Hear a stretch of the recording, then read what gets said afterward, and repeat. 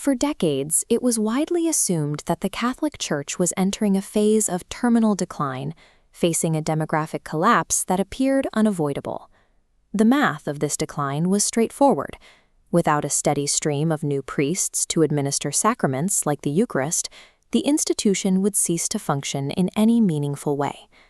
This era was defined by an aging priesthood, men who spent their careers navigating the Church through its most difficult institutional crises. From a purely statistical standpoint, the Catholic priesthood looked like an obsolete vocation on the verge of extinction. However, recent data reveals an unexpected shift. In the last year alone, the rate of people entering the Catholic Church saw a 38% increase. This trend is even more visible in regions like the Archdiocese of Los Angeles, where baptisms have increased by 139%. The survival of the institution is now being driven by a new class of over 400 incoming priests with an average age of just 33. This raises a question about the current generation. Why are young men choosing a life defined by vows of poverty and celibacy in a culture that prioritizes the exact opposite? These numbers represent a lifestyle lived in direct opposition to the hyper-consumerism and individual autonomy that define contemporary culture. We live in an era of constant noise and shifting social realities, where very little feels permanent or certain.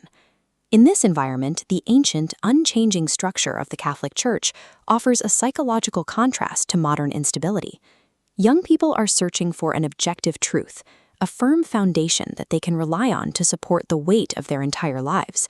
They are finding this grounding in a retreat from noise, specifically through the practice of Eucharistic adoration, hours spent in deliberate, profound silence.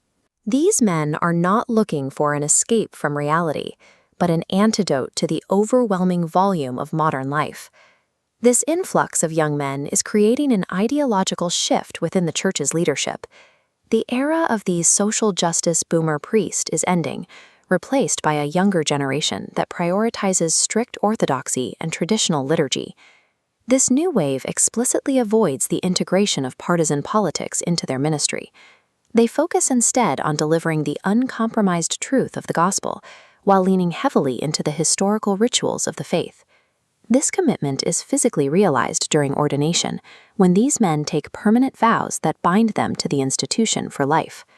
The common assumption that institutions must modernize their rules to survive is being proven wrong. For this generation, the demand for strict adherence is the very thing making the priesthood a compelling path. Embracing ancient traditions does not mean these men are isolating themselves from the modern world or its technology. Father Matt Wheeler, who entered the priesthood at age 30, is a clear example of how the new generation is integrating these two worlds. He uses modern distribution to reach the masses, maintain an audience of nearly 211,000 followers on social media. By meeting young people where they already spend their time, he makes traditional Catholicism accessible and relevant to a digital audience. The goal is not to change the Church's message, but to use modern tools to amplify its oldest rituals.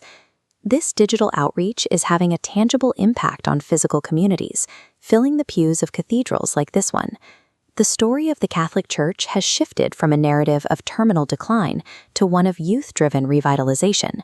Typical youth movements are defined by a desire to tear down old structures and reject authority. This generation is betting that moving deeper into ancient tradition is the only way to carry their institution into the future. In a culture of temporary commitments and rapid change, these men are anchoring themselves to something they believe is permanent, a vow to uphold traditions that outlasted the centuries before them.